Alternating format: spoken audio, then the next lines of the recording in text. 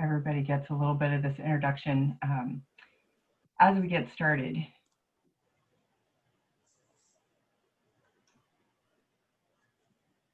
So while we wait, take a look at the map we have up.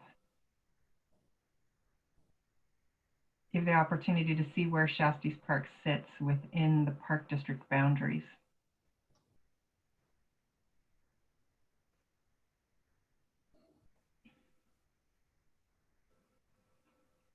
All right, so we have a couple other people trickling in here, but I'm going to go ahead and get us started. So welcome all, and thank you for joining us for the Shastice Park Community Input Meeting. As I mentioned before, this is the first of two meetings for the Shastice Park component of the Park District Master Plan update. Some of you joined us for the City Park meeting that we had several weeks ago. And if you weren't able to attend that, it is available on the district's website. A recording of it is available so that you can watch it. And there is a survey relating to each one of these meetings that you can use as a way to engage. And then obviously you can reach out to staff and board to share your comments. So what I am going to do at this point is give Shannon Shaw, our district administrator, an opportunity to give us all an orientation and welcome you. And then we will explain to you the shape of how this meeting is going to work. And then we'll get started with our presentation from Tom Hesseldins and start working through the process. So Shannon, I'll turn it over to you. All right, thank you, Renee, and thank you for that introduction. And thank you everybody for joining us on your Saturday morning. Your input is greatly appreciated as we update the master plan for the entire district. And today we will be focusing on Shastice Park. For those of you who haven't used Zoom before, we are going to be using this format here. We're going to try to focus on the raise hand button that everybody should be seeing at the bottom of their screen. That way we will be able to unmute you and we'll be able to hear what you have to say, whatever input you have to offer. There will be certain points within Tom Hesseldin's presentation where we'll kind of go over a category and then open it up for discussion of that category. We ask that people kind of stick to the one area for now. At the very end of the presentation, we will open it up for more broad comments. Again, thank you guys all for being here today. So again, please use this raise hand. If you'd like to send anything by typing something to us, use this Q&A box right here, and we will be monitoring that throughout the presentation. All right, and like Renee said, we are asking for input in many ways. We do have a survey that you'll be directed to after this presentation is over. You can always reach out to the district here with the email provided on the screen, give us a call. And then this is my personal email right here. So please reach out to me. And if you know anybody who doesn't have access to computers or anything like that right now, given the state that we can't do in-person presentations, it's a little tricky right now, but please have them reach out to me. I'd be happy to have a one-on-one conversation with anybody and also sit down and review the presentation here at the district office. If that is something that anybody's interested in doing, please let me know. And if anybody has their kids in the background today, we'd love to hear their feedback as well. Sometimes young imaginations can give you the best ideas for planning and what we might want to see in our parks in the future. So please invite them to join in on the conversation today. All right, and with that, I'm going to turn things over to Tom Hesseldins, who will be presenting the information on our master plan update for Shastice Park.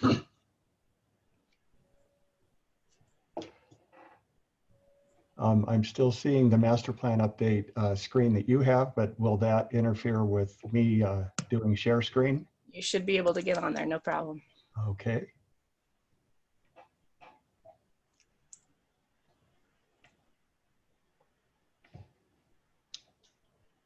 Is that showing for everybody? Let's see. Yep, we see it. Bear with me here. Okay, great. There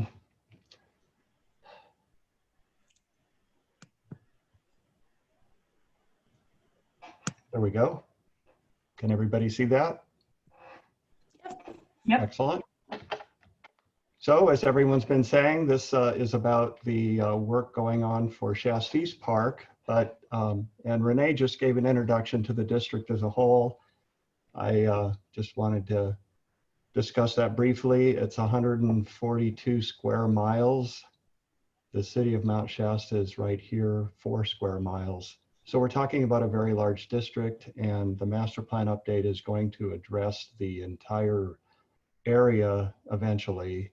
Our last presentation was on the city park, and that was on July 29th. And in addition to this morning, we will do this presentation once again Monday at 6 o'clock for people that couldn't attend this morning. In 2003, a master plan was prepared that focused on facilities at the 3 parks, the City Park, Shastice Park, and Youth Sports Park by Sisson School. The ice rink had just been started. An enlargement was proposed, which is now done. A roof was proposed, which is still in progress. The skate park was proposed and now completed. Same with the dog park. Same with the field down by Sisson School at the intersection of Rockfellow and Washington. And a new pool was proposed. The old pool was failing and eventually had to be taken out. It was, the plumbing was gone and it was just too expensive to operate. So we will be discussing a pool and a number of other things today. After Shastice Park, we'll have another Zoom webinar that will address the youth sports park. And then after that, other potential facilities that would include the Greenway project through town, a park at the south end of town that's been called the Mill Pond Park, and what the rec district's role in Lake Siskiyou might be. So for today, for Shastice Park, there's a lot to cover. There's more going on at that park than the other 2. So we'll start with the park theme, and then the rest of this is grouped into geographic categories. The ice rink, pool, and playground are in one area, skate park and cycling, tennis courts and picnic areas, ball fields and the outdoor stage, disc golf, dog park, and community garden up at the north end of the park and overlapping onto high school property, and roads, parking, and drainage throughout the entire facility. Same with multi-use trails, fire protection, which has certainly risen to the top of all of our priorities for reasons more than you may realize, which we'll get into. Programs and events at Shastice Park, and various options for funding improvements to the park. And I'm sure there's additional ideas that members of the community will have, and we will have an opportunity at the end of this presentation to throw out those additional ideas. But for now, what I'd like to do is go through each of these categories and then pause for your comments, your feedback on each of these categories as we go through them. This gives you a map of existing and potential facility improvements. You can see all the additional parking on here, existing ball fields. There's just a lot of opportunities at this park, which we'll be looking at this map repeatedly. The theme that's been suggested is a sports park theme. For the city park, it's more of a natural area, natural theme. And certainly there are a lot of different sporting activities there now. In these various photographs, the one big one that's currently lacking is the pool here. This particular pool's up in Ashland, Oregon. Regarding the ice rink, the roof is obviously a key issue, but it also needs a locker room or building, new bleachers, a new entry and better parking, a discussion of summer uses, and then we'll get into the pools and the playground. So this is what we have now. It's a very large rink. A lot of work has been done on it. It's very popular. The idea of a roof, this is what they do in Ashland, but it's a temporary seasonal roof. that wouldn't necessarily work very well with the kind of snow that we at least used to get.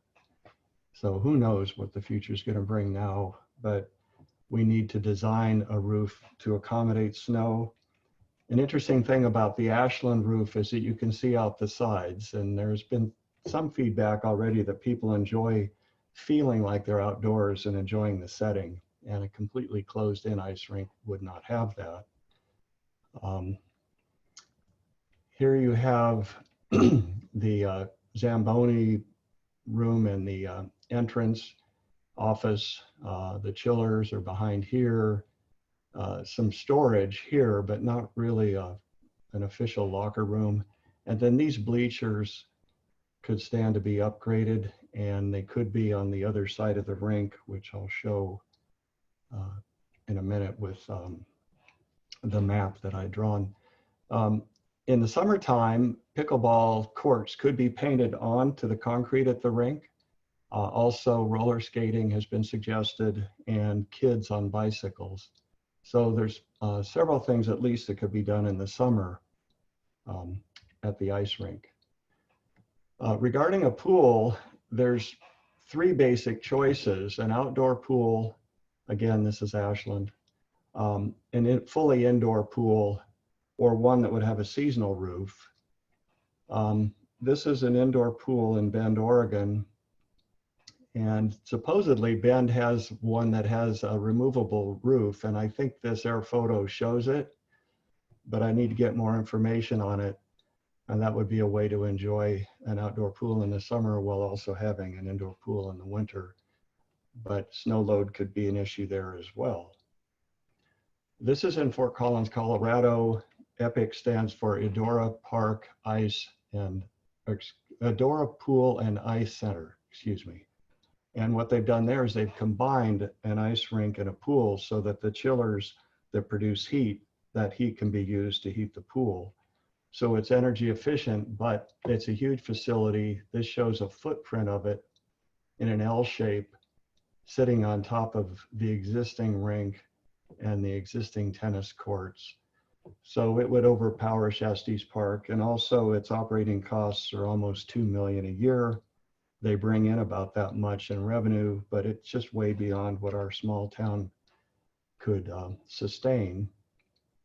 This is the area that's being considered for a new pool. Here's the playground, the ice rink, Zamboni shed. So there's lots of room here.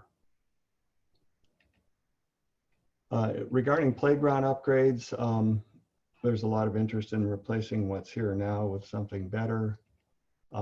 This is a type of playground that's called an inclusive playground because it's ADA compliant in various ways. And then this is something that would be great to have. Lithia Park in Ashland has such a climbing rock for kids and adults. There's very technical moves on it and a nice soft landing. There's also been talk about full-scale climbing wall, but that might exceed the capacity of the park district to manage. So going back to that drawing, the idea as it stands now is to consider some bleachers on this side of the rink, new access road with bus and RV parking over here. This would be the secondary access out to Jefferson for fire evacuation and for special occasions such as when school buses arrive. Changing the entry of the ice rink to the front here, new parking in this area, which doesn't take away the opportunity for additional bicycle facilities, but I'll show that a little bit later. Potential new building here that would have the rentals, the locker and storage, keep the Zamboni and chillers up here, of course. And the pool location here, the playground here, but with a parking area directly adjacent to the playground, which parents have suggested they would like to see. And this is a stormwater detention basin that captures the whole park. Right now, there's one right in this area just for the ice rink. Um, so that's the end of my presentation on this particular section. I'll leave this up and turn it over to Shannon for public comments. I'll pick up the public comment portion, Shannon. I think that's what we're planning to do. So this is the portion of the program, the first portion of the program where we are asking for your input, and that input means anything in relation to what Tom has just presented and the drawing that you're looking at, ideas that you have that relate to the topic we're on right now, the ice rink, pool, and playground. And so the way that we want to do this so we get some sense of engagement for folks, we're going to ask you to use the raise your hand button, and then I'm going to unmute folks so that they can make their comments. And right now we've got John Stackfleth with his hand up. So John, you should be unmuted now and able to share your comments.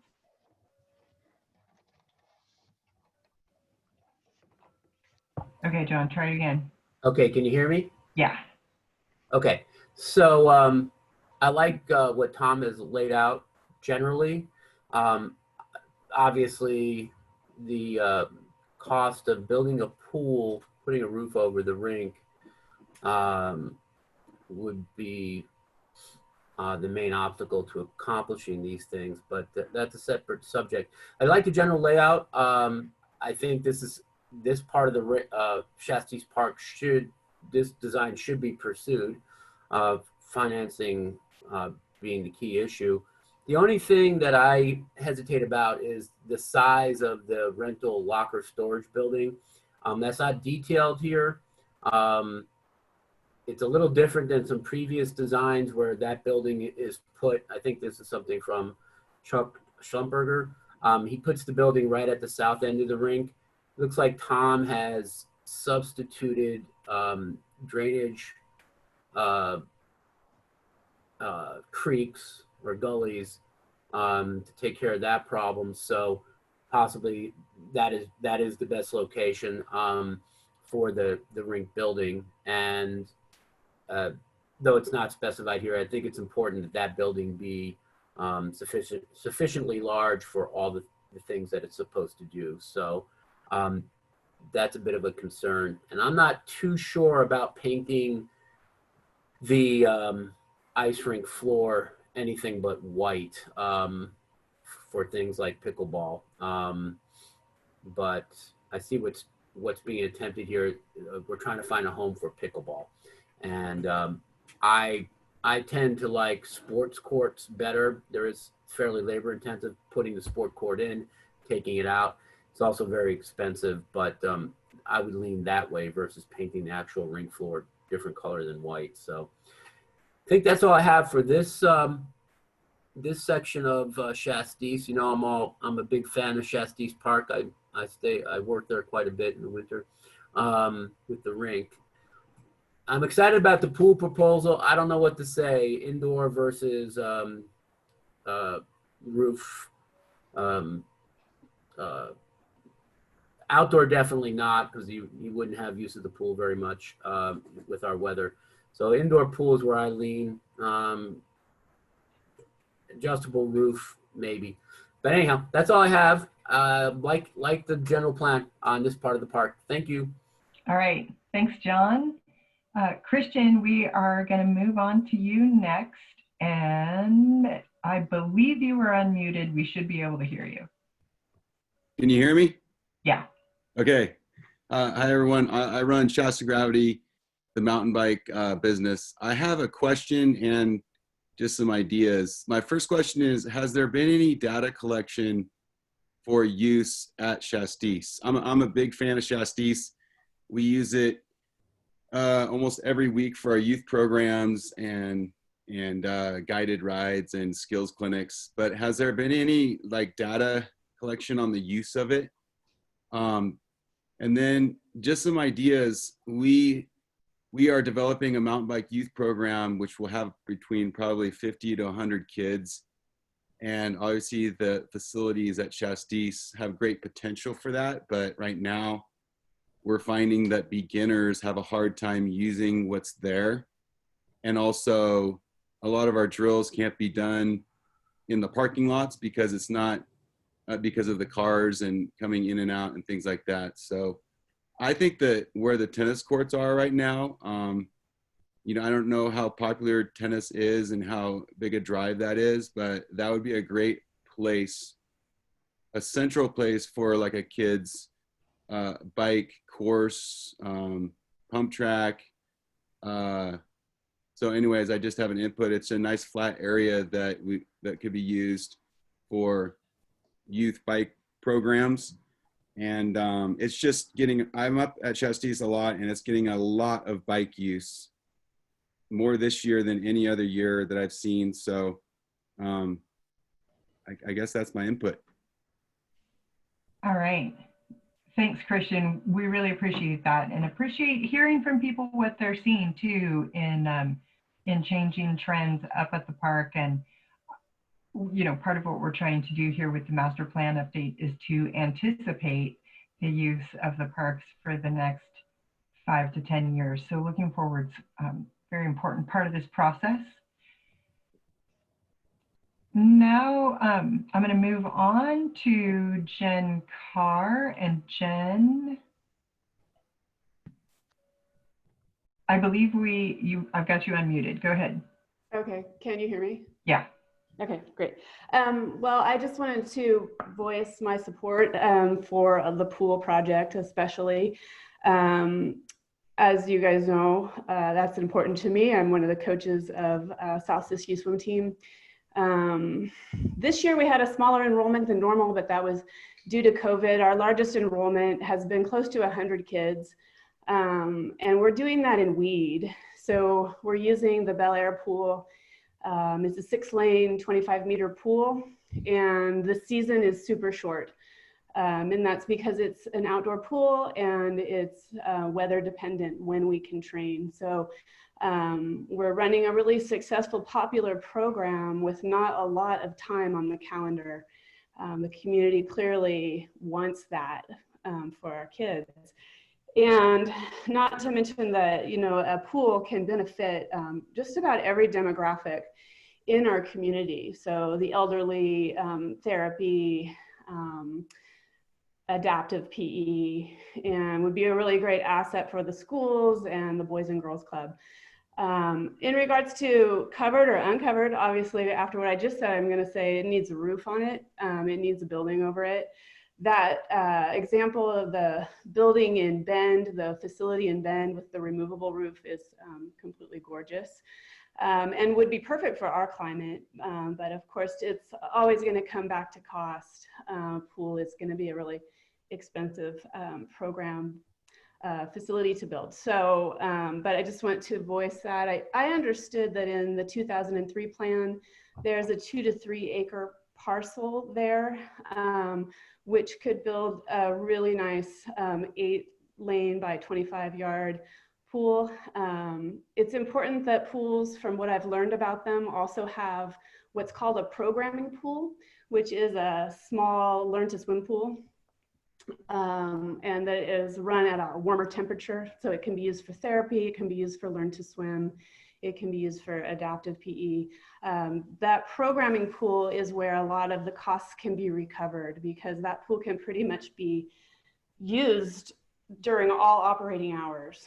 Whereas the competitive pool can be used well, but not as, it won't be used as much. So I don't want to go on and on about it. I did attend a Build a Pool conference that was put on by USA Swimming in 2018, along with Eileen Ranger, another coach on the team. And we came away with a lot of information. I've given that plan that USA Swimming created based on our demographics to Tom, so he has those. So I won't continue to go on because it's a project that I can talk about for hours, given the opportunity, so I'll stop. But on the pool thing, I did have a couple of questions about the proposed bleacher, bus, RV parking on the, I guess that would sort of be like the east side of the rink. We share a property boundary with the park, our home, our family home. And that road and all of this development starts to get pretty close to us. So I'm just a little concerned about the homeowners and because there are several who share this boundary, maybe 5 houses. The consideration for the privacy and boundaries for the home. So for the homes. So I think that was all that I had on this section. Thank you. All right. Thanks, Jen. All right. I'm going to move on to the next question. We have someone calling in who has their hand raised, so I don't see your name, but I am going to unmute you right now, and hopefully we can hear from you. Let's see. It's not letting me unmute the person who's calling in, but can you go ahead and try talking to us, see if we can hear you? No. All right. Well, I will see if I can work that out, but in the meantime, we will move on to the next person with a question, and that is CC.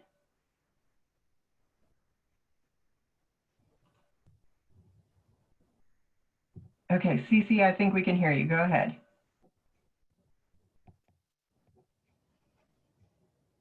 CC, are you there? No? Not able to hear you? I've got you unmuted. Okay, I feel like technology is foiling me right now, but I'm going to try another person to see if we can get it to work. Crystal Aston, can we hear from you? Hello, can you hear me? Yes, I can. Okay, great. Thank you for this opportunity. And I actually joined a couple of minutes into the conversation, so I might have missed a couple of things. But first of all, super excited about the idea of putting in a pool. I think it's incredibly important given where we live, and just for safety reasons, having access to a pool where our kids can learn how to swim. So parents can feel better about them going to the lake and the river. So I'm just really supportive of development of a pool. And then the other thing that really caught my attention was around the inclusive playgrounds. There might have been more shared at the beginning, and I'd love to hear more about that, but it's something that's really of interest to me. My husband works with the developmentally disabled children throughout all of Siskiyou County, and one of the things he always shares is how these families with kids have to go outside of the area. They go to Ashland, they go to San Francisco just to have an opportunity to play with their kids on a playground that meets their needs. And I just think this would be such a draw for the families with kids that meet that, criteria in our region, to have a playground where, grandparents can access the play equipment, where there's, equipment for kids that have sensory needs, and there's fencing for some kids that need to, that want to take off and run. And we think about shade for those that are on medication that is, light sensitive, causes them to be light sensitive. And so I just wanted to express my support for that. It's something I've been researching for a couple of years, and I just wanted to say that I'd love to be a part of an ongoing conversation about what an inclusive playground could look like, and resources to support that. So thank you for the opportunity, and thanks for putting this on today. All right, thanks, Crystal. Thanks for joining us and for your input. All right, we're going to move down the line, and I'm going back to our dial-in caller and hitting unmute again. I'm not sure why we're having so much difficulty with the callers, but it doesn't look like I can get you, so I'm going to go farther down the list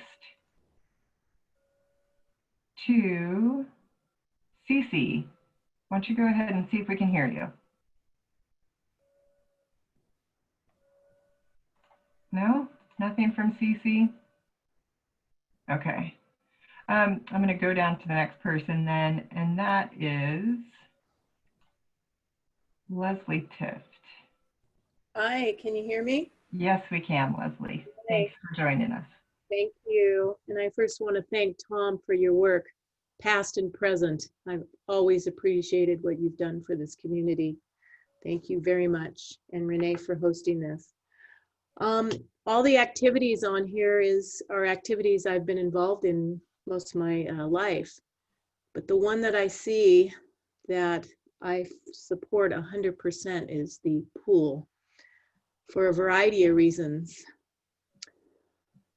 Some folks have already mentioned that it's good, of course, for the young and the teenagers, for a team sport, for safety reasons. Our nearby lakes are great places to swim, but they're starting to get very crowded, and Lake Siskiyou is getting a lot of boat traffic. And so the safety swimming there is diminishing. But I want to address that also a pool is of primary interest to the elderly and disabled in our community. It's the one sport that they can continue to do when they can do no others.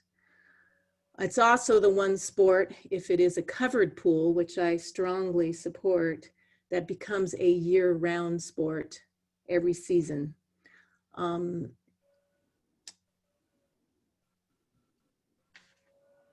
Let's see what else I have here. I am an avid swimmer. I swim both in the one pool we have down on South Mount Shasta Boulevard. I've been swimming in it for at least 30 years now.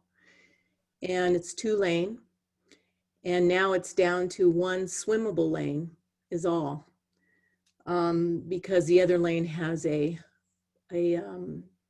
ladder in it that makes it difficult to do 2 laps in. I was just there this morning. It's also becoming more difficult to get a lane because it's so popular. The other issue I want to address is travelers. When I travel, I use pools, and I use them both internationally and throughout the US.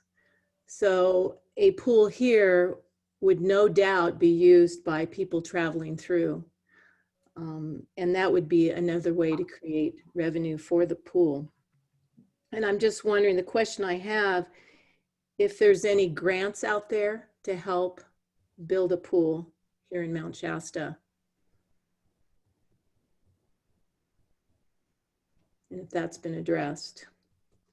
And I think that's pretty much it that I have to say. It's a great outline. Again, I'm very strongly wanting to see a pool go into Mount Shasta that could be used year round for the reasons that I addressed. And I thank you for doing this. It's all good. All right, Leslie, thank you for your comments. I'm going to move on to the next one.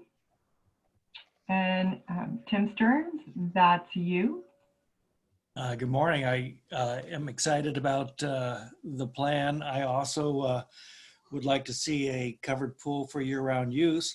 And I'm wondering if the covered ice rink could also have auxiliary facilities or seating so that it could be used in the summer and fall for performing arts outside, a sort of arts in the park.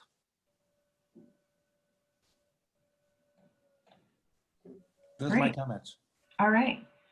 All right, Tim, thanks for sharing those. And I'm going to move on to the next comment. And that is, let's see. Carpenter, I'm trying to get you in. Let's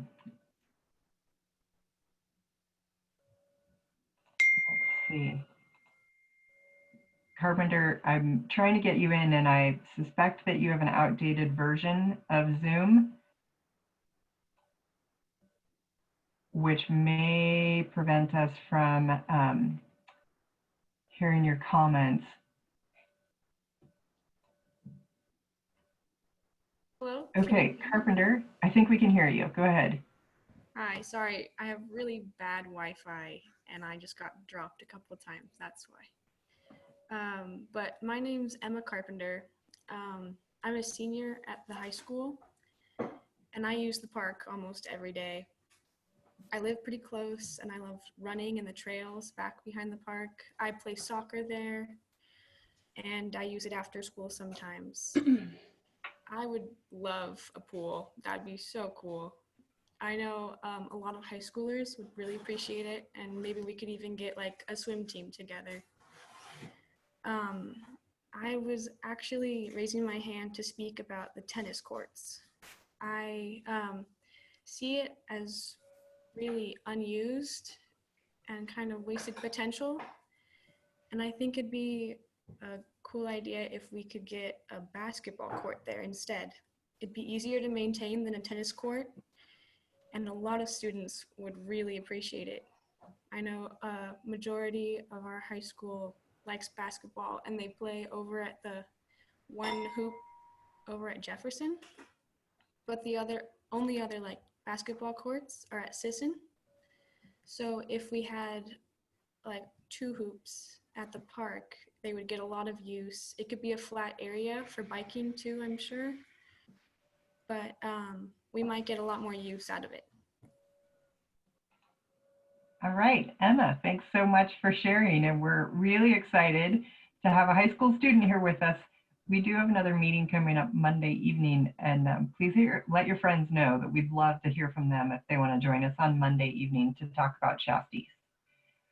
I am going to try one more time on who we now know as Laurel Harkness, who's calling in. That we seem to be completely unable to unmute you, Laurel. So, Laurel, we would love to hear from you, but this isn't looking like it's working out particularly well. If you want to text me a comment or a question, or if we try to find a way to get you involved. Oh, hey, Laurel, I see your comment. And I'm just going to go ahead and read this. So this is from Laurel Harkness. A couple of points of feedback. One, would love for general mindfulness of how facilities can be used for nature-based and outdoor education. 2, to Christian's point about the bike features being too difficult for beginners, I agree, and would encourage consideration about the progression of all ages and abilities. And also consideration of how the Shastice Park facilities are the gateway to all of the other amazing outdoor recreation amenities throughout our region. And 3, totally get the sports theme, but would also appreciate a lens of outdoor recreation. Laurel, thank you for sending that comment and working around our technological failures.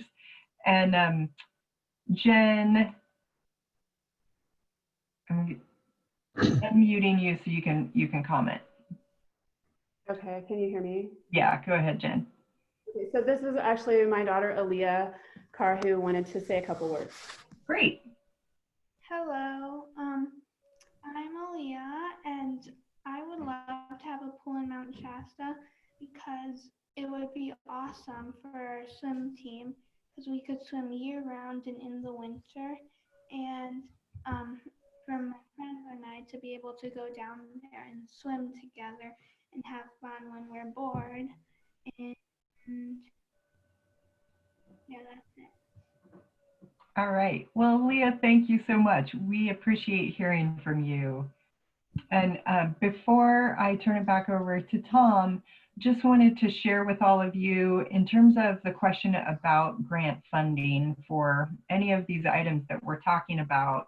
There are some opportunities with Proposition 68 funding here in California, and one of the critical parts to putting together a successful application for Prop 68 is to have community input, and to do that in ways that are very diverse, that give people opportunities to engage in that input in different ways, and to really reach out to really the biggest demographic range of the community that we can. So it's great to have all of you here right now, and that really helps us prepare for future grant applications. And the follow-up surveys that we'll ask you to participate in, those help as well, because then we're starting to collect some qualitative data as well as what we're getting here, or quantitative data, and then what we're getting here with the narrative responses. So all of this helps us prepare for grant applications. So we've gotten through the questions for our first section. So now I'm going to turn this back over to Tom, and he'll take us through the next portion of the presentation, and then we'll open it up for more questions. Go ahead, Tom. Thanks, Renee. We did get some comments on categories that will be coming up, which is fine. I wrote them down. We're getting all this information down, but some of the ideas and concerns that were expressed will be addressed here in more detail this morning, including cycling. So that is our category now, the skate park and cycling facilities. So I've zoomed in to, here's where the existing facilities are and where a potential pump track could go. There was talk of maybe locating this elsewhere, but there's so many competing uses existing and proposed that part of what we're going through is figuring out where the best locations would be for facilities. For example, down here, there's a proposal for expanded bike facilities that would be more for beginners, but we also need parking here. But there's room. There's quite a bit of room at Shastice. And John Shackfleth mentioned a larger locker room for the ice rink. You could easily have a building twice as big here. This is where the detention basin is currently, and we just want to move it over here. This map will show ideas at this point in time. If anybody has different ideas of where things could go, that's great. That should be part of the public input. So with this section, these are the categories, and I will just dive in on that. The skate park has been hugely successful. Every time I'm out there, people are using it either with skateboards or with bicycles, or sometimes both. And I've seen lots of different age groups out there. The float trails are getting a lot of use, and it's just gratifying to see the diversity of facilities as they stand right now. But I can also understand why they're considered to be a little bit too advanced for some kids. So lots of opportunity to diversify. So here is the existing facility. Here's what was proposed a while back. But we do need that parking in here. This does show these connector roads. I have this road showing coming down a little bit closer in here with the idea of the bleachers here and RV and bus parking. But I heard Jen Carr's concerns, so we'll consider that as well. But this idea here as an asphalt pump track, I have it over here. So I guess the important thing to convey at this point in time is that these facilities will be considered thoroughly. This is in Fort Collins, Colorado, a dirt pump track. Here's one in Philadelphia, a lot more technical. So there's certainly lots of opportunities on the pump track itself in terms of exactly how it's designed. And I have picnic area on here because there's a lot of people that just hang out and enjoy this area. There's a couple tables over here by the tennis courts on lawn, which are nice. It seems that there could be some more tables here right next to the skate park. One person park works better for goofy foot skaters than regular foot skaters, and maybe if there could be an additional skate park, that's very expensive, but could potentially fit here. So that's something we'll look into more as well. So that was rather brief on my part. We'll switch over to Renee now for public comments on that.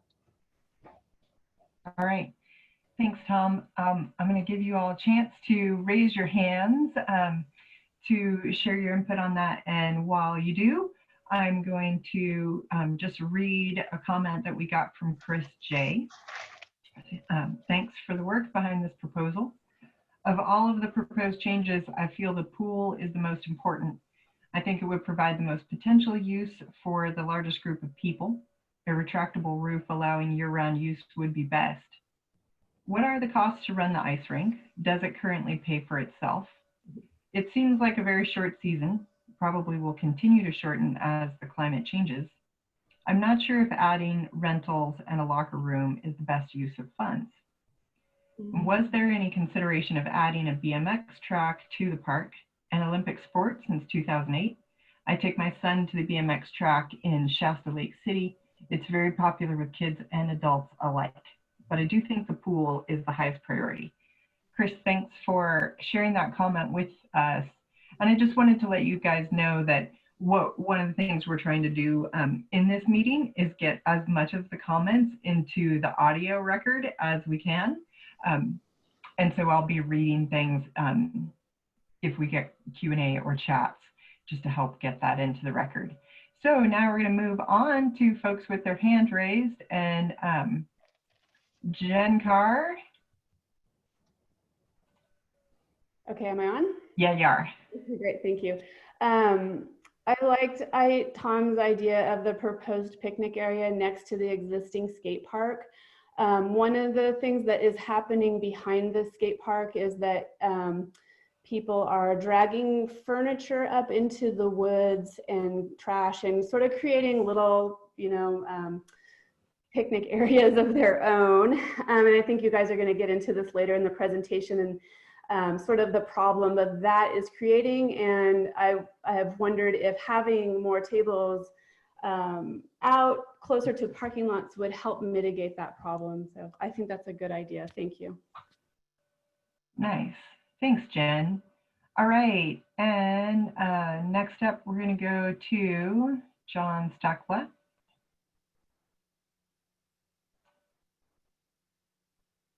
I am just bewildered today by technology, but John, I think we have you. Yeah. Can you hear me? Okay.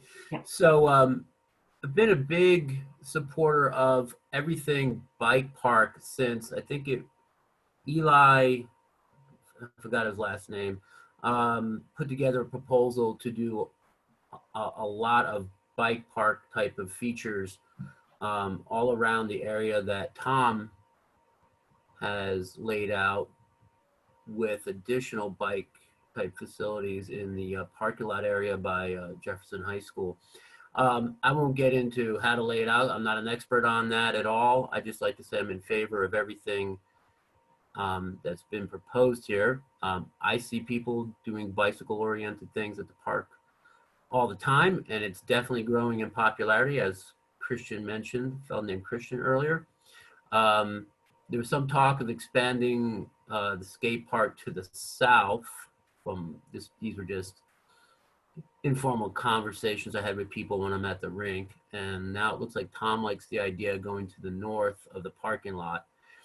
And it seems, I guess the parking lot would be smaller, the existing parking lot, to fit that in there. I think that's a good idea because the skate park is very popular. Another thing that was mentioned is creating some sort of park for concrete park for bikes, and that's bike oriented. So that's something I guess that could be fit in. There's a lot of land at Shastice, so I guess I'd be in favor of bike park expansion south of that parking lot, south of the rink. And so I think that's all I have. As far as Jen's concerns about putting up some kind of barrier or something to cushion the effect of all this development in the park, I'm sure Tom and others that are involved with this project would look at vegetative type of barriers, different types of trees and such that could help with cutting down the noise and creating better visual effects for the people that live in those houses. So I think that problem could be mitigated with that type of vegetative inputs. So anyhow, that's it for this section. Thank you very much. All right, thanks, John. And we're going to go back. Jen. Okay, Jen, go ahead.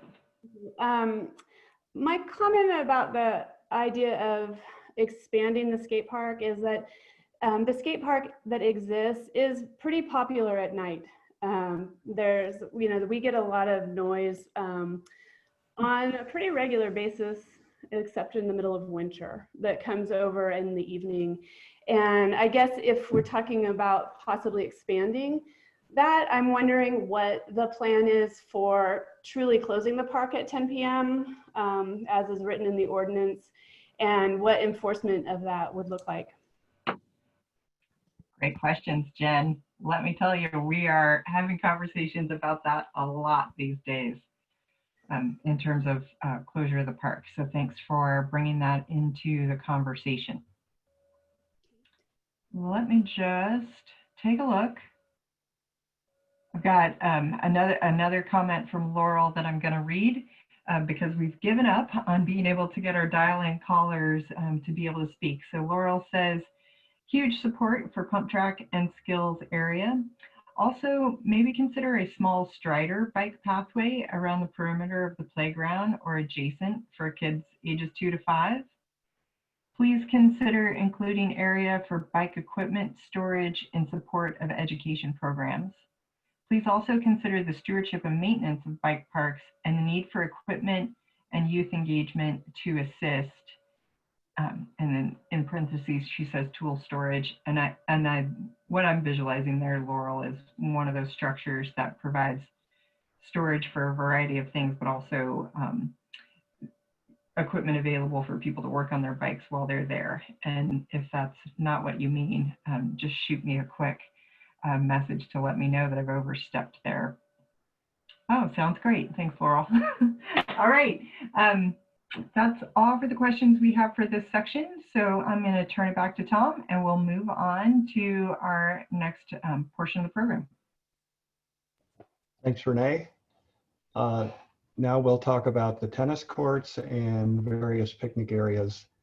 And I did intend to add to this basketball courts and I forgot. So Emma, I apologize, but that would be a logical thing to add at Shastice, but there's still a fair number of people that are interested in having the tennis courts, and that would include the high school.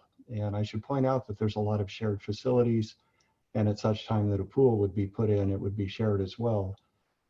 So the tennis courts are an interesting topic because they're in a gorgeous setting, and there's 3 courts there now. They're in absolutely terrible shape, and attempts were made to repair them in the past, which failed, but there are some newer techniques that might work, but there's an underlying drainage problem that we could fix by putting drainage swales around the edge, or if the courts have to be completely redone, a French drain system could be put in also. More research to be done on how to do that. But this is one of the courts at the golf course area down by Lake Siskiyou, where the pickleball folks took one court and turned it into 4 pickleball courts. And they rehabbed the existing pavement down there quite successfully. Looks brand new. As far as picnic areas go, there's only 2 tables down by Jefferson High School, and that site would accommodate quite a few more. And I think that would be worth doing. And then the group picnic area that was done by the Rotary Club years ago could stand to have more tables also, without encroaching on other use areas. It's just a matter of fleshing out picnic opportunities more. And then I mentioned previously the idea of having a picnic area up by the skate park, which the cyclists could use as well. And that really makes sense to have something there. Regarding the drainage problem at the existing tennis courts, it's off the drawing here, but the watering of these lawns results in groundwater coming down and raising the water table underneath these courts. So doing swales, picking up that water, as well as perhaps a curtain drain, which is underground, and or French drains under the courts could solve that. And that would have to be done whether they were tennis courts, pickleball, basketball courts, any kind of paved area there would need the drainage issue resolved. And the idea, oh, John Stackflesh mentioned a concern about painting pickleball courts on the ice rink. And it was my understanding that when the ice is made in the fall, a layer is put down that is white. So painting would disappear. Maybe somebody could clarify that for me. But the other alternative was to have some pickleball here. Either way, it might be a nice recreational opportunity for the high school as well as the general public. So that's it on that section. I'll turn it back to Renee. All right, so we'll open this up for comments from folks. And I'm not seeing any raised hands yet, but I'll give you a few more moments to see if we've got any input here. There we go. All right, John. Oh my goodness. I'm here, Renee. Yep, I gotcha. Okay, so real quick, to the pickleball court being painted onto the rink. Yeah, we lay Tom, we lay a vinyl mesh layer on the rink for the rink season. That actually is not white enough. I think that's been inefficient with respect to helping keep the ice cold, because it's not really that white. So I think that the pickleball blues, the colors will actually come through. So I'm not really sure technically how well that would work. So I'm worried about that. Could do a little experiment, obviously, to see if the vinyl would cover up the darker colors of the pickleball court. So that could be answered through experiment. I'm just a little worried about that. So anyhow, as far as keeping the tennis courts, I think we really should, due to the idea of wanting to have multiple users sharing facilities. So the high school tennis team used to use that facility, and it'd be good if it was close by. I think they use the resort right now. Finding a home for the pickleball people could be the rink, could be the tennis court.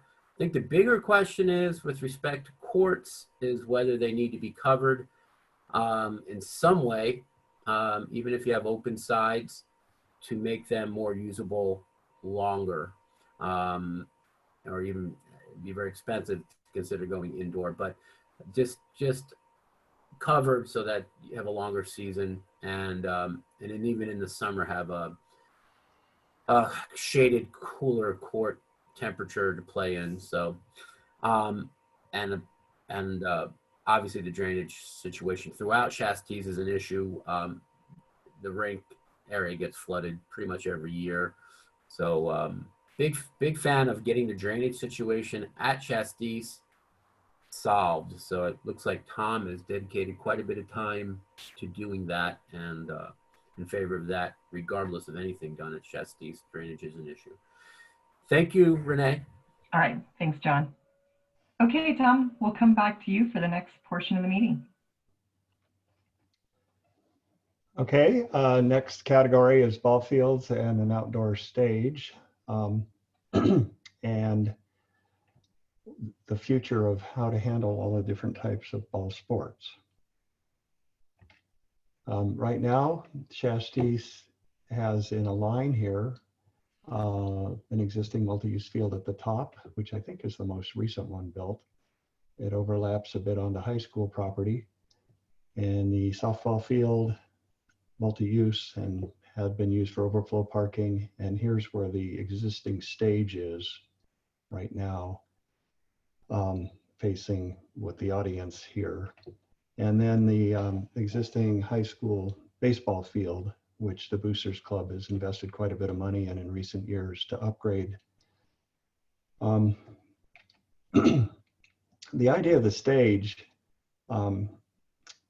I'm suggesting that a much better location would be right here at the upper field, because you get this killer view of the mountain in the backdrop with a natural middle ground, a huge field, and with the changes in roads and parking that are being proposed, it would just be an ideal place for summer concerts in the park.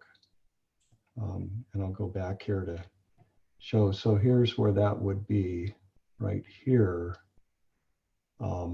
And you could have handicap parking here, ADA parking, I should say, and lots of parking nearby for events that could occur there. So that was the idea with the stage. Another idea that has been thrown out during our planning is the fate of the youth sports park down by Sisson. And we'll have a separate webinar completely about that facility, but one idea that was put out was to consolidate ball fields up at Shastice Park and possibly onto high school property, and convert this area to facilities like a new museum location. There's already the library expansion being considered, possibility of a performing arts center. And the city has talked for a long time about a new community center. So those ideas here, possibly with some open space in between and trails, maybe still one or more ballparks. So as I mentioned, that will be discussed at the next meeting after this one. But I mention it now because we're trying to figure out what to do with respect to ball fields here. And somebody brought up earlier about, I think it was Christian Birch, asked if there's been any data collected on use levels.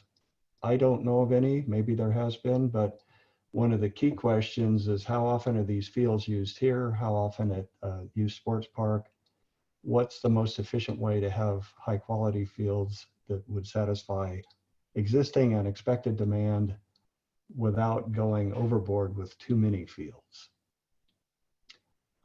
So I will leave it there and turn it over to Renee. All right.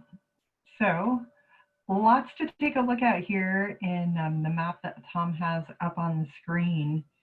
Even as we are in this section about ball fields and the outdoor stage, I mean, one of the things that I notice in this is the increased amount of parking in this map for the park.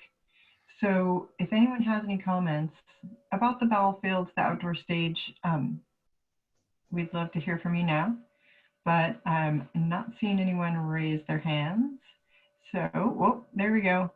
John, I should count on you raising your hand at the end of every section. Yeah, I don't want to be blamed, be called a non-participatory mayor or something. But anyhow, I'm in favor of the shift of the stage per Tom's idea. I think it's a really good idea. As far as all the ball fields, probably would be good to do that survey of usage. I thought it was being done. I know there's youth soccer and mainly soccer that uses them, but a combination survey of Shastice ball field usage along with youth sports field usage would be helpful in knowing what fields to keep or change. So, anyhow, like the stage shift, Tom. Thank you. All right.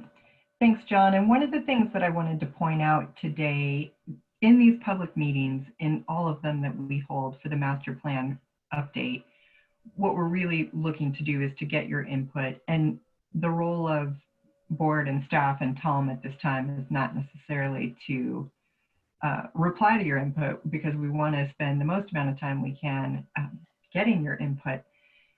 But as we do wrap up the master plan process, which is still a ways out, then we'll look to come back to the community so that this continues to be a conversation.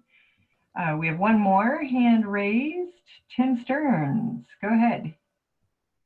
Thanks, Renee. I consistently like Tom's visions, and I like the idea of moving the stage. When I talked earlier about the covered ice rink being available for performing arts, I was really thinking of things like plays in the park, which would be different than the outdoor proposed events with the moving of the proposed stage. So I like the idea of the moving the proposed stage, and I like the other comments that Tom made. All right, thanks, Tim. Tom, we are ready to come back to you for the next portion of your presentation. Thank you. Now I would like to cover disc golf, the dog park, and the community garden. This, the dashed line shows high school property. So it's a very sizable area currently with no development other than an 18-hole disc golf course where the baskets were owned by a private individual who wanted to take them with him because he's moving. So there's a need to buy new ones, which we can include in some grant writing. It's a great location and yet another activity that could tie into the high school. We've wanted to have a meeting with the high school about all the shared facilities at Shastice Park, but because of the pandemic, it's been hard to set up a meeting. So at some point, we look forward to having that meeting.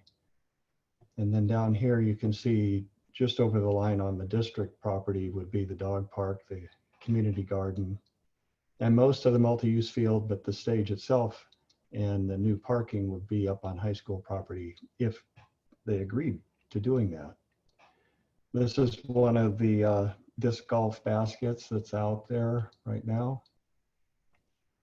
This is the center of that area. It's relatively gently sloped, great views. The vegetation basically is oak woodland and some chaparral. It's a really nice mix, although some of the chaparral could be reduced for fire protection. And as I mentioned, this whole park needs to be well coordinated with the high school.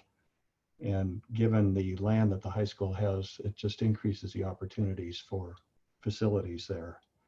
The dog park, concerns have been raised for a long time about, does it really get much use? It's hard to access, but we can solve that with the changes in the road system and parking.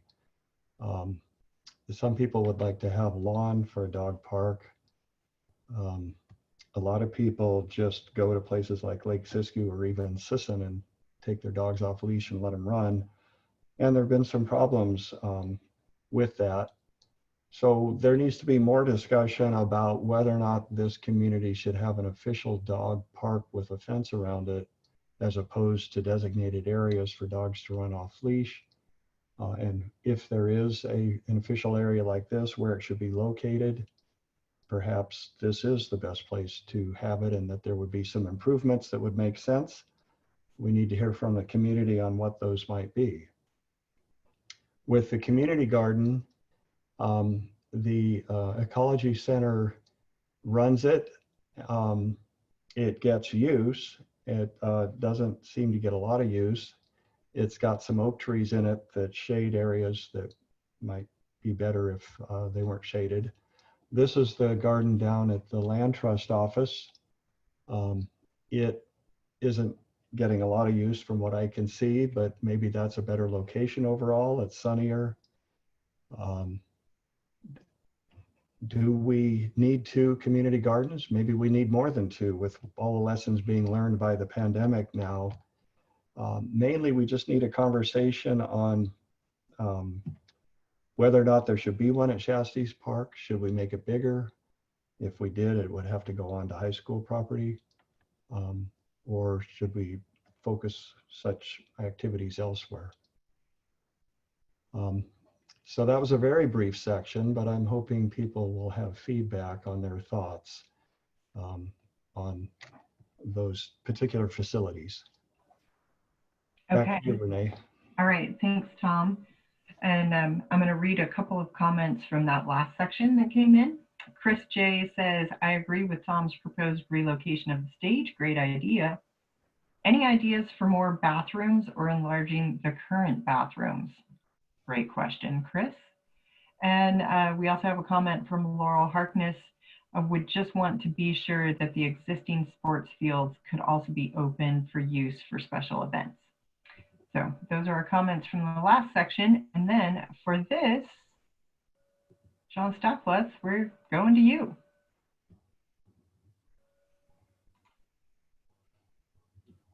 Okay, thanks, Renee. You know, I used to remember when the community garden was really popular, and that was maybe 10 years ago. Can you hear me, Renee? Yeah. And it seemed to be sold out. In other words, the plots you had to get in line to reserve one. So apparently it's fallen off in popularity. I think that's something that could be looked into as far as usage is concerned. Maybe I'm wrong, but that was my impression. I was always under the impression that the dog park would be more popular if it was near the entrance to the main entrance to the park itself. With the parking Tom is set up, that problem looks like it could be solved. Seen dog parks in other towns. They have interesting equipment for dogs to recreate on. Wairika has one of those. I think it's something that should be discussed more and see if it can be made more popular. And then disc golf. Yeah. Seems like we need another one of those. Yeah. Okay. So disc golf is good, and we probably should pursue that too. But it looks like the first thing that has to happen is some sort of agreement with the high school district. Needs to be arranged first. So, like everything, but these particular items need more work and research to come up with good plans, it seems. So that's all I have on this. I would like to keep everything as is if possible. I guess that's what I'm getting at, if they can be made more popular in some way. All right, there you go.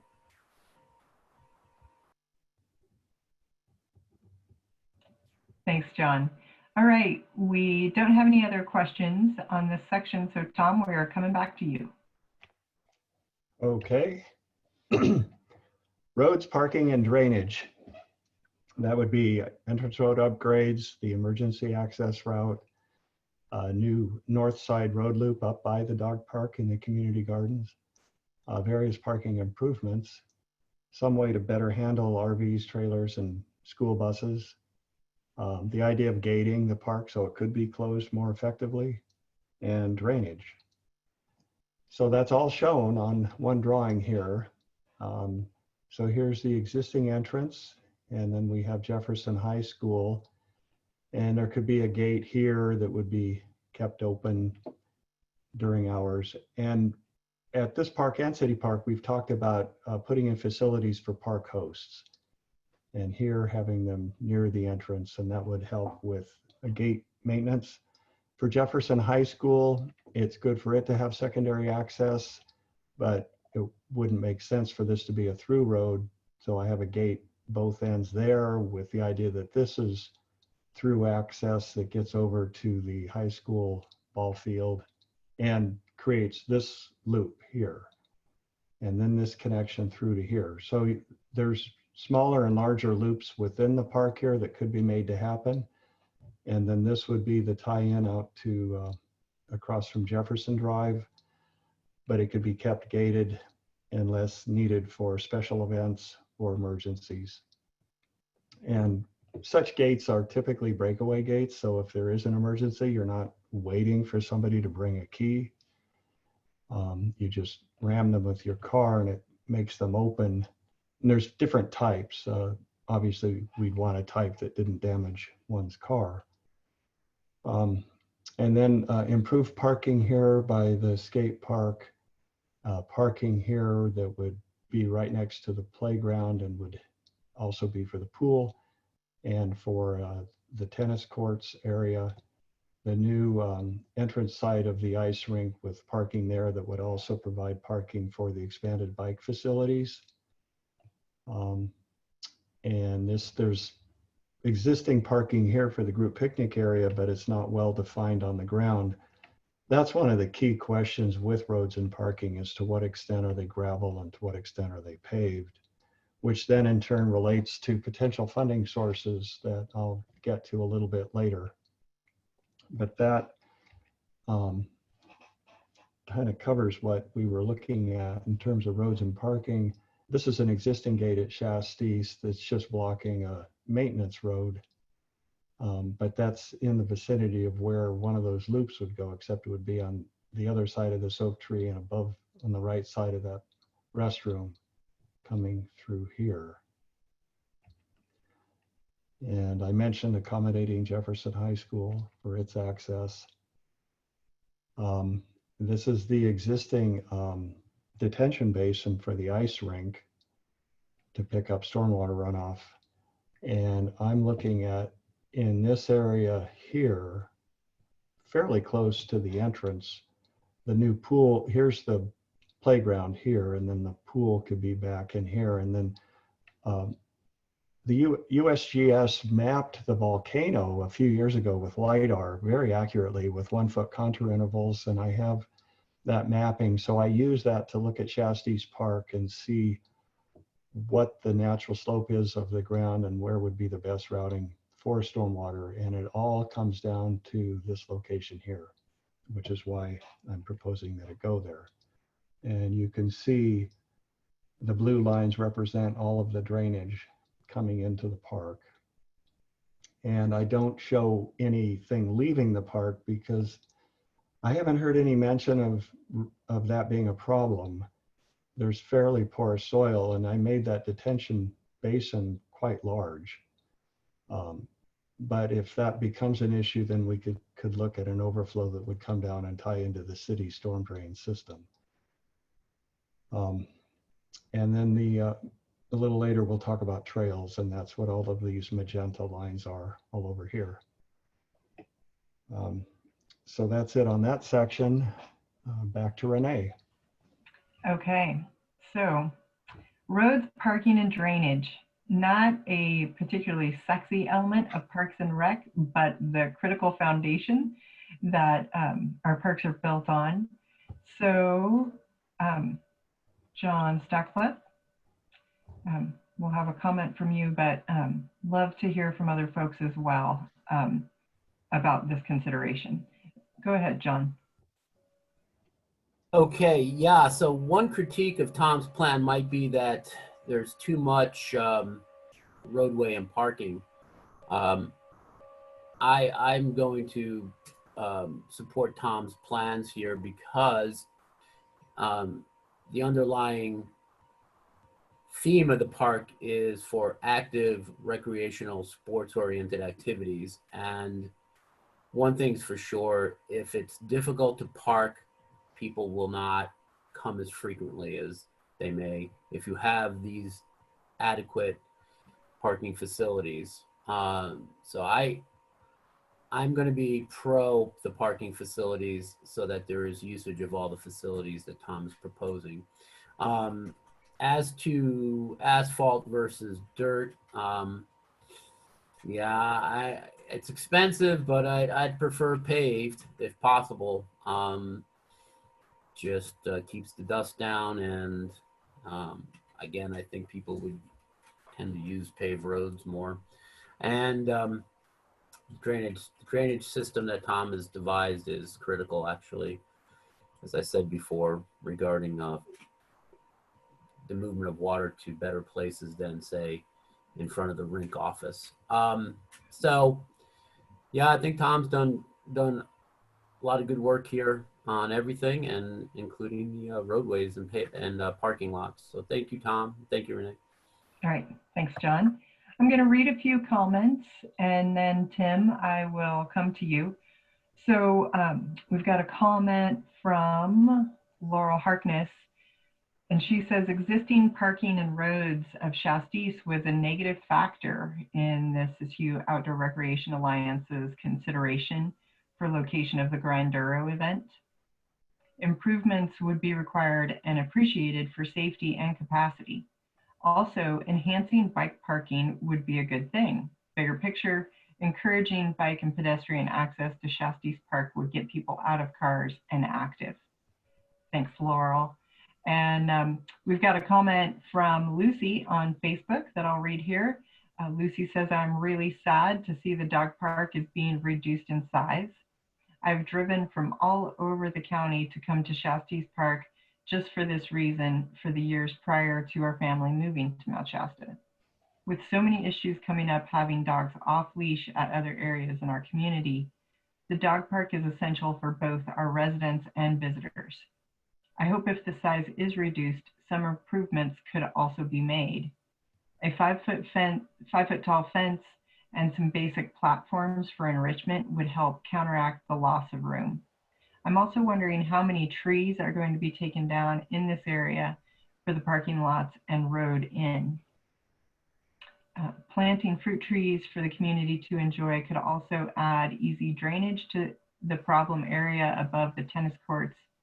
Better permaculture techniques would be a great opportunity to improve our system.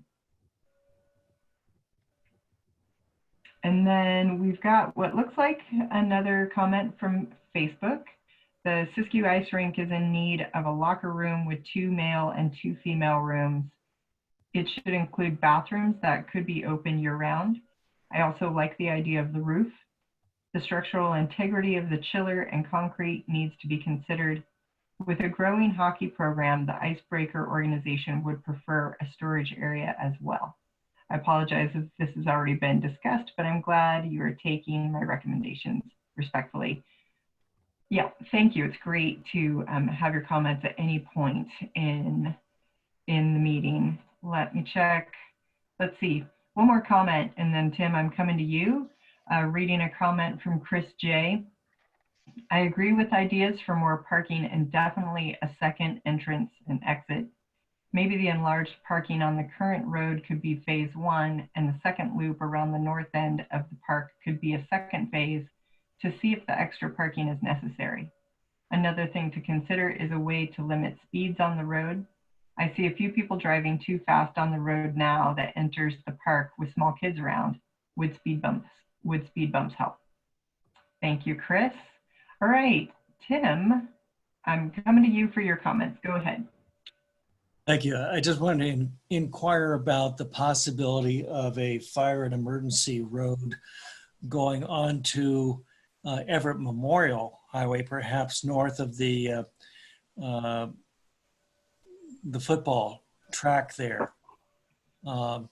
Obviously, that requires coordination with the school district, but I think because the only entrance and exit is on Rockefeller right now, it might be helpful to have an emergency exit or entrance onto Everett Memorial as well. Thanks, Tim. All right, Jen Carr. Let's try it again. Okay, Jen, go ahead. Am I on? Yep. Yep, now I've got you. That spot next to the ice rink where it's proposed for RV parking, bus parking, trailer parking. Again, that's pretty close to the boundary where there are several homes. And my question is, you know, what is the purpose of wanting to create RV and trailer parking that close to a neighborhood? Would the 10 o'clock at night ordinance still stand? Like, is this, you know, I'm just sort of curious, like, why would we want to be accommodating RV and trailer in that area? If it is with, you know, the idea of like overnight use, then what about the use of generators and the noise pollution that would create? These are just some things that sort of, you know, concern me a little bit as a homeowner in the area. Sure. All right. Thanks for sharing those comments, Jen. All right. That looks like all of the comments coming in from our various streams. So Tom, we are ready to go back to you. There's so much I could respond to help clarify what people have brought up. Excellent feedback. But due to time limitations, well, Renee, how are we going to, are we going to have some sort of a posted written response to all these comments? Yeah, I think Tom will talk more about that, but as we are involved in this initial part of the process where we're taking input and collecting so much about the different facilities, I think it's really important for us to follow up with additional public meetings where we're sharing the input in our response and able to get more into a dialogue, whereas today really what we're doing is focusing on listening. That sounds good. I think for everybody listening today, the important thing to note is that we are taking down all of these comments, and some of it just simply requires clarification. Some of it requires a change in design. There's a number of ways we can address those comments, and we will, because that's the whole point of this. So I really appreciate everybody providing those comments. Yeah. The next section here is multi-use trails, not to be confused with the various cycle facilities at the park. So there's routes within the park and connections to other parks and schools and connections to Gateway and Horse Camp. So the magenta trails here are what are being considered. Within the park, there has been an interest expressed in paved multi-use trails similar to what we did between the library and Lake Street down by Siston Meadow, for a recreational opportunity in the park on paved trails that would be shared between bicycles and pedestrians and even rollerbladers. And so they need to be wide. They need to be below 5% grade for the most part. And then tied into the high school. And then this would be the potential route going down and tying into Sisson School and the Youth Sports Park complex, and a way to continue on from there and over to the city park, or as an alternative out this way. There's work going on right now with the Great Shasta Rails to Trail group to try to secure this part of McLeod River Railroad right away, at which time it could become a trail. The one from McLeod to Bernie is 40 some miles long, and it's would be quite an undertaking to try to pave that. I think it'll probably remain as an unpaved but compacted trail route, but a trail from Mount Shasta to McLeod, depending on grant funding, could potentially be paved, but certainly the portion of it that would link back to town and to the city park. So I show the potential for paving all the way out to McLeod Railroad in two areas. And then continuing onward here would be the tie-in to the Gateway Trail system, but also up to Horse Camp. It's not the exact alignment of the original Sisson Southern Trail that Jack Moore and John Thompson have been working on for years now, but at least it gets people to where that historic trail is routed up Cascade Gulch, basically. But down in town, it swung sort of to the northwest. But the idea here is to have a connection from downtown up to the mountain, eventually a trail connection. And Shastice Park is right along the logical routing of that. There would also be a trail connection out to the residential area here, Jefferson and above. So that's the thinking in terms of these trails within and around the park. This is an existing trail on the high school property, and I can certainly envision a desire to have more, to keep this kind of hiking opportunity. So rather than having all the trails being paved, so there could well be more trails that I wouldn't show here that could be out within this area, especially. Over here and here, given the focus on bicycle use, it would be awkward to also mix in pedestrian use. This is the paved trail at by Sisson Meadow. So this is 8 feet wide, which is the minimum design standard for a multi-use trail. It's interesting, when Reading first started building out its river trail, it started 8 feet wide going up to Keswick Dam, and very quickly discovered that that wasn't wide enough for the level of use they have down there. So now they've gone to 12 feet. And McLeod Railroad tracks quickly being taken over by nature. And this is the Greenway project that will be a future public meeting, but I show it now because it helps illustrate from Shastice Park this connection out to Gateway and beyond up to Horse Camp up Cascade Gulch, and 2 connections to the railroad tracks. So this would head up to the town of McLeod, and this would drop back down, and then potential routes through Crystal Geyser, depending on their receptivity to it, to get over to the city park. And then the other route that would come down through Sisson could cut over. This is one bottleneck area where a road would have to be used. And this particular map shows red lines, which are street routes that have, some of which have already been striped, especially along Mount Shasta Boulevard and Lake Street. I think almost striped already, I'm not sure. Anyway, that gives a bigger picture of how Shastice Park would tie in. And when we have the next meeting, which will be on the youth sports park area here, we can talk about that more. And then a meeting after that talking about the Greenway project as a whole. And I should mention that we'll also be talking about all the work that the Active Transportation Committee has been done for the city of Mount Shasta, and all the work that Mount Shasta Planning has done, that Juliana has worked on. And probably that meeting could be a joint meeting of all of us because it all overlaps. So that concludes my part on that. So back to you, Renee. All right, thanks, Tom. We've got some more comments coming in from Facebook from Heather Brown. She says, excellent meeting, very interested in contributing. Our youth would greatly benefit from a public pool.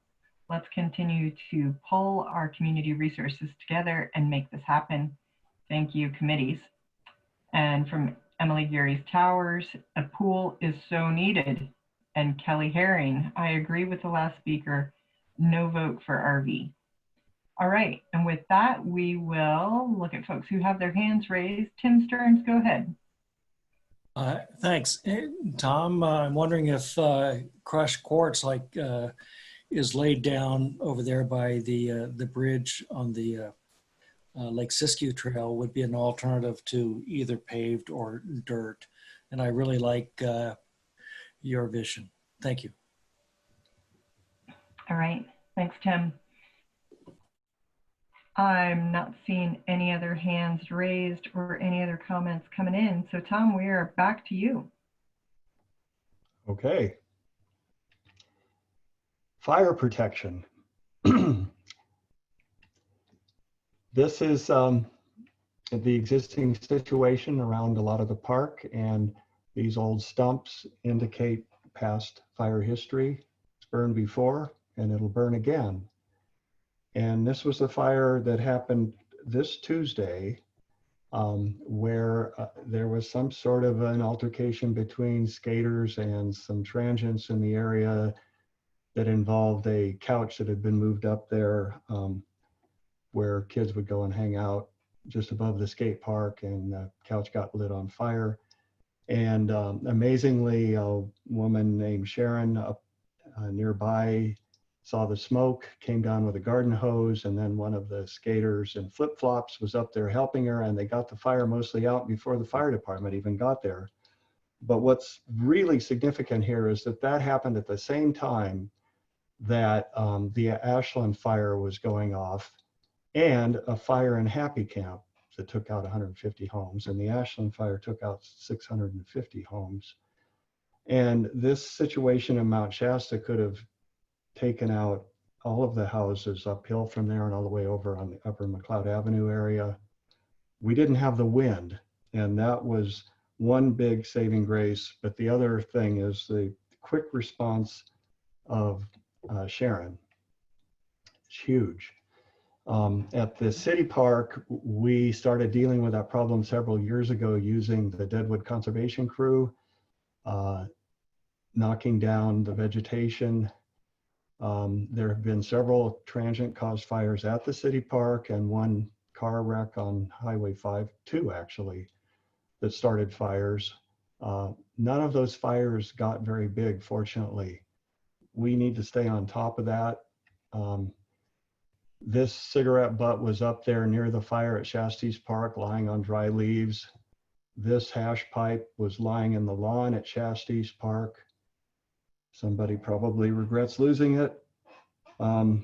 It's still up there. But you know, this sort of thing is going on, and we need to be very, very fire safe. Encourage the kids not to go back up in the woods to smoke, go down in the lawn areas. And actually, I don't think there's any smoking allowed at Shastice anyway. So there's a variety of things that can be done. And then the interface that Jen Carr was talking about between the ice rink and the people that live up above there, we all met out there and talked about additional fuels reduction that's needed, the possibility of a fence, more hydrants. We could do more signage, certainly more patrolling. Having park hosts would help with that. SORA, the group that Laurel Harkness and Justy Hansen are working with, have talked about having people out helping to educate the public at recreational facilities. So it needs to be a full court press. We're really seeing that now more than ever before on the West Coast. And it's a huge concern for the rec district. With that, I'll turn it back to you, Renee, and see if public attendees have some comments on that. Okay, thanks, Tom. Let's see, we have a comment from Chris J. Trails seem to be very popular with all people. I foresee them getting a lot of use, especially if they are interconnected with other trails in the area. It would be nice to see a section of trail in the park with those fit trail stations along it with pull-up bars, sit-up stations, balance beam, etc. Or maybe a designated section of the park with an adult body weight workout area with pull-up bars, dip bars, rings, rope climb, etc. The beach in Santa Monica has an amazing one. It can be awkward when adults are trying to do pull-ups or dips on the playground apparatus. All right, and then I'll read one more comment, and then Jen, I'll come to you. From Laurel Harkness, she says, SORA is partnering with the Siskiyou County Local Transportation Commission to submit for a planning grant to fund a region active transportation plan encompassing all of Siskiyou County. Looking forward to collaboration with the Park District, in particular in relation to multi-use trails and connecting communities in the region. Thanks, Laurel. And now, Jen, I'm going to you. Let's see if, okay, try again, Jen.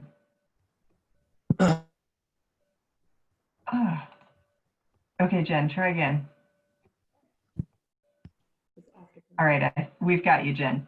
Okay, actually, Renee, you have Chris Carr. Hey, Chris.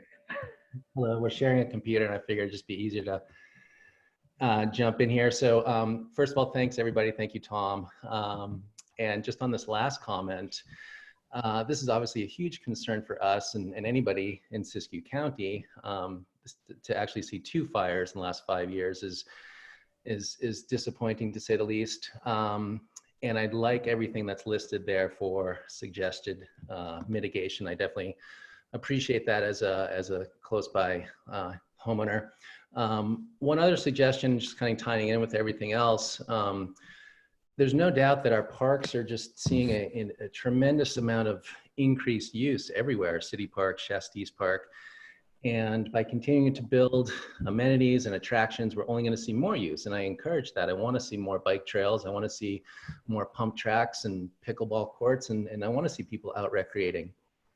And I think by doing so, by encouraging this sort of healthy use, we can hopefully mitigate some of this transient use and this illicit behavior that's happening, and kind of push out these people who are taking over our woods. And as a local here, I've even, in that proposed area where Tom's showing the disc golf course, I've encountered homeless encampments, literally an 8-foot tall manzanita that are, people are living, full time. So, taking our parks back over again for our use, for our kids' use, for our athletic use and outdoor use, I think would be a great use of these resources. A pool, I'll say it again, I think it's just a wonderful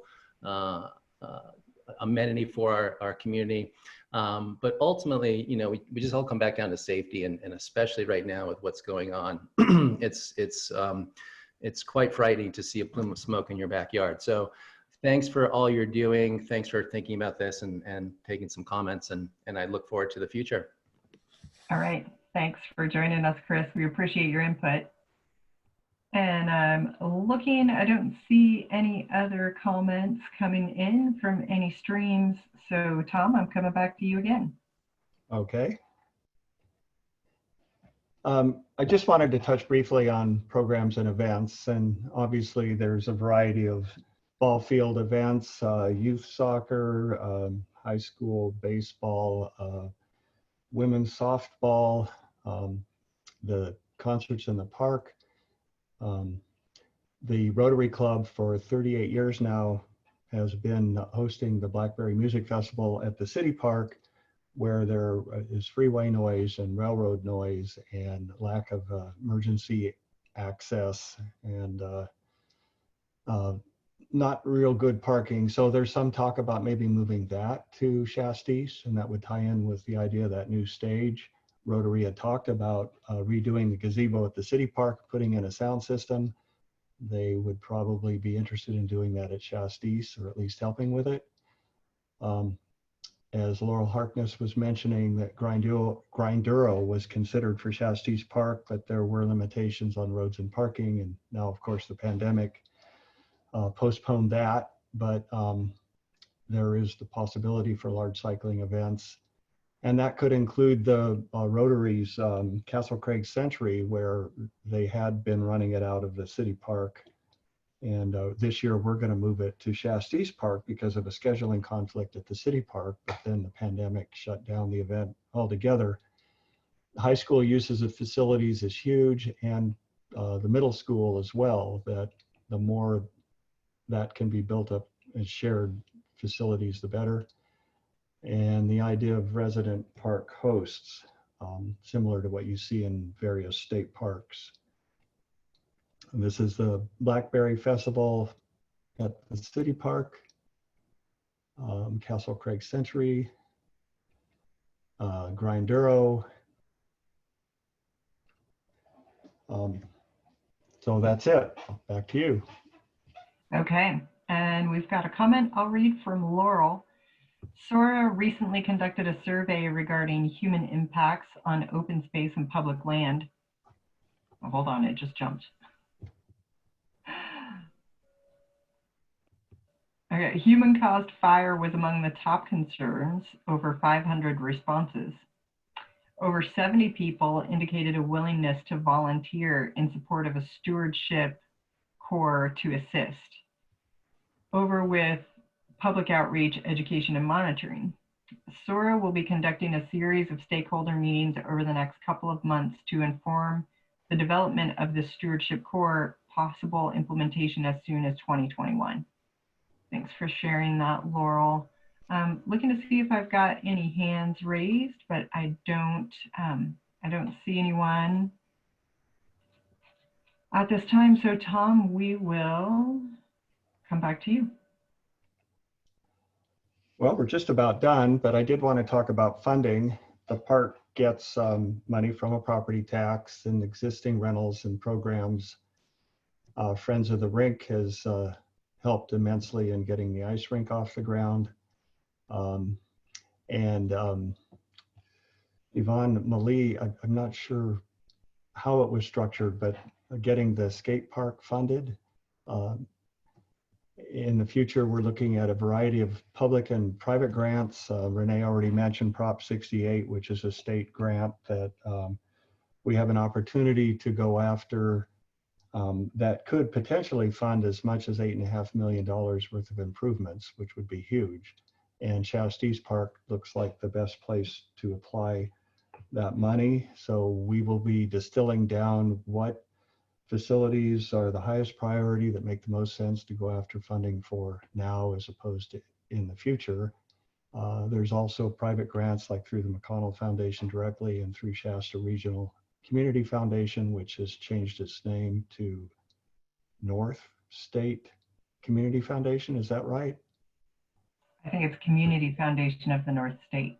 Oh, okay. We'll all get used to it. There's the proposed property assessment, which failed twice, but it's worth trying for a third time, addressing some of the concerns that were raised in the past, try to make it fit the community as best we can. Certainly such an assessment was successful for the city library. Given that we live in a recreational community, it really makes sense to fund these facilities the best we can. It's not just getting grants to build them, it's the operations and maintenance over time, which is critical. And the idea of a daily parking fee, which has been kicked around. And if it were to be implemented, there would be a very reasonable seasonal fee that people could get. And it would be a way of targeting out-of-town users. But obviously there's a cost associated with having that system as well.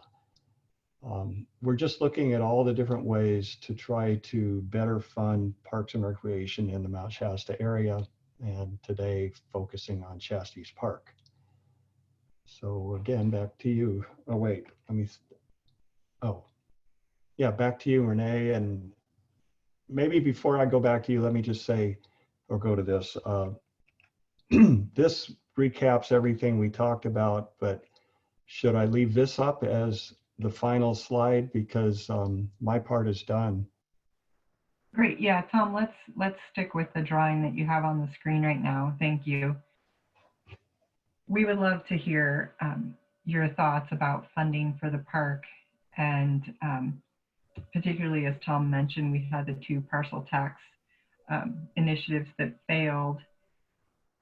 It's really important for us as we work through the master plan update to keep talking with members of the communities about the various opportunities that we have for funding, and to just really get a sense of what matters to you all. So we have a comment from Laurel, and she says, LWCF can fund development, 50% match required.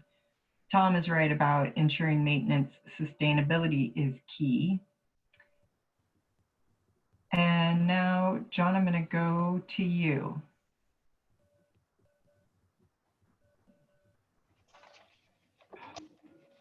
Go ahead, John. Okay, let's try it again, John. How about that? There we go. Okay. So, relatively complex topic, because the funds to do all the things that we've covered here in this meeting will have to come from various sources. I think the first key element is to finish the plan and have facilities and build out such that there's a lot of momentum from the different groups that have spoken today and have are working that maybe aren't here today. But if we're going to build a pool, which obviously is the most popular thing amongst the public today, and I think in general that's probably true outside of this meeting, the question is, do you build a pool that accomplishes what some of the speakers have mentioned? It's not only a lap pool that the high school could use and the swim club, but also maybe has some recreational features, and has a side pool for therapy, lessons for beginners and so forth. So each facility, the whole bike complex can be something that that approaches competition level activities, etc. Sora wanted to have the Grindoro here. Definitely want to have those type of events in the future. So the quality of the facilities will obviously impact the cost of building all these things. I would tend to lean towards the big funding sources being taking advantage of all the grants that are available, Prop 68, obviously, probably secondarily going to the public again, hopefully with a thorough plan developed, we'll be able to get over the top. I want everyone to keep in mind that Measure P, the first vote, nearly passed, and we needed somewhere around 65 to 70 votes to have been flipped for that to have reached the 67% threshold. So I think it's worth looking at going to the people again for parcel tax as a major component of completing this. I think if you have large grant monies and parcel tax funds coming in, other grantors will join in to help finish the projects.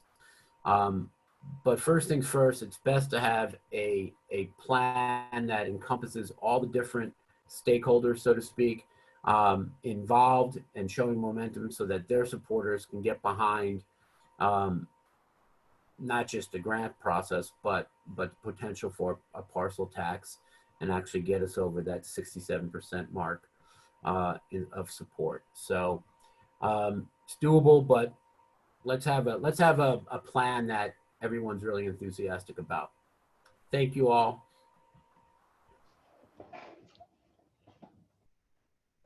Thanks, John. I want to say that we really appreciate the input from all of you today. We've reached the end of the presentation piece from Tom, and I'm not seeing any other comments come in, so I'm going to pass this over to Shannon to wrap us up for the day. Thanks again, everyone. Shannon, go ahead.